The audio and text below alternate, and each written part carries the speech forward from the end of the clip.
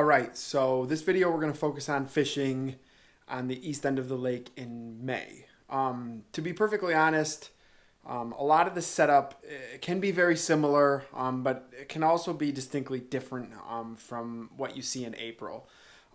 First of all, the browns should be either onshore or near shore still. On a windy day, when there's a good mud line, you'll still catch those browns right in tight to shore, 6 to 10 feet of water, maybe even less.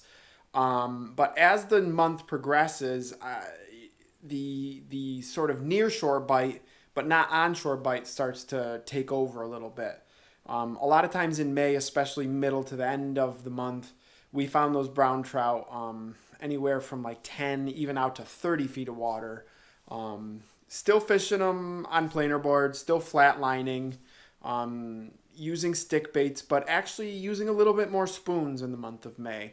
An important thing to keep in mind when you're running spoons off of planer boards is if you don't put a split shot or two in front of them, on a calm day especially, those spoons will come right to the top of the water and will just kind of skip along the surface, and that doesn't really catch fish. So if you're going to fish spoons off of a planer board, really got to put at least one or two split shot on them just to get them down a little bit. So that brown trout bite will be near shore, on days where there's a really good mud line, even right up on shore.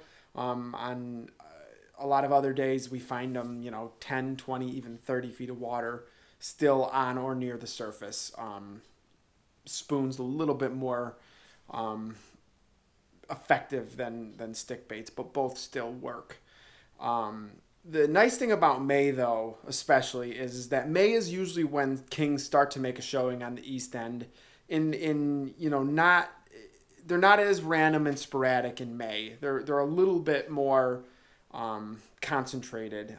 You can't always rely on catching kings in May, but you will actually see them sometimes. And I remember the last few years we've had several weeks of pretty good days on kings where you're at least getting a couple of bites a day on kings. And those kings can be near shore mixed in with the brown trout, which we've had multiple times here, especially early May, the last few years. And then they'll also be just a little bit deeper. They'll be like somewhere between 60 and 120 feet of water, suspended a little bit. Might be near the surface or on the surface, but a lot of times these fish will be suspended, 20, 30, 40, 50 feet down, something like that. So the kings will, usually are biting spoons. Sometimes we'll hit dodger and fly.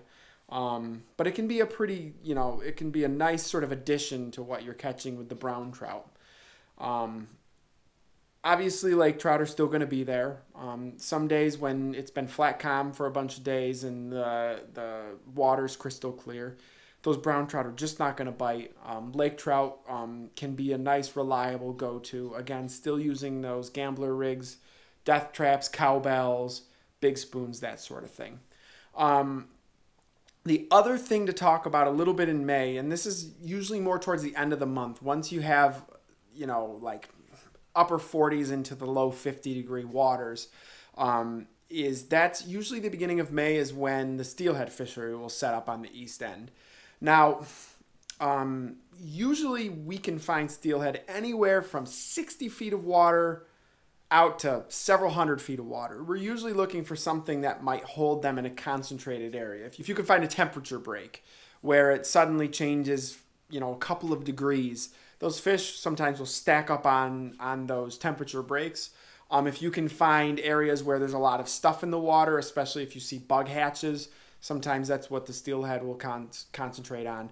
I usually fish the steelhead the top 10 feet of water, so again, flatlining off of planer boards, but also a really deadly way to target steelhead in May and then into early June is to put long leads on a downrigger and only put the downrigger down 6 to 12 feet, something like that. We use little tiny red spoons for steelhead, pink, orange, that sort of thing. You can also use your typical, super slims or stinger size spoons, the little stuff, targeting those steelhead on the top of the water column. So The name of the game in May, brown trout near shore or directly onshore, depending on what the conditions are, usually flatlining. Sometimes kings will show up in that near shore water, and then sometimes kings will show up in that sort of that, you know, anywhere from about 50 to 150 feet of water suspended. You'll see that on your fish finder as you're trolling out if they're going to be there. Obviously, there's still going to be lake trout. They're still going to be in that, 80 to 150 feet of water range depending on the conditions. And then later in the month, sometimes we can get the steelhead going, and that's, again, mostly a surface bite. Now, I'm specifically saying that this is an east side video because the west end of the lake is an entirely different fishery, and I will cover that in a subsequent video.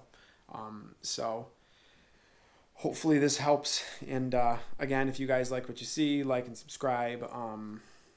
And I'll link to some other videos that I've done of fishing during this time of year. So get out there.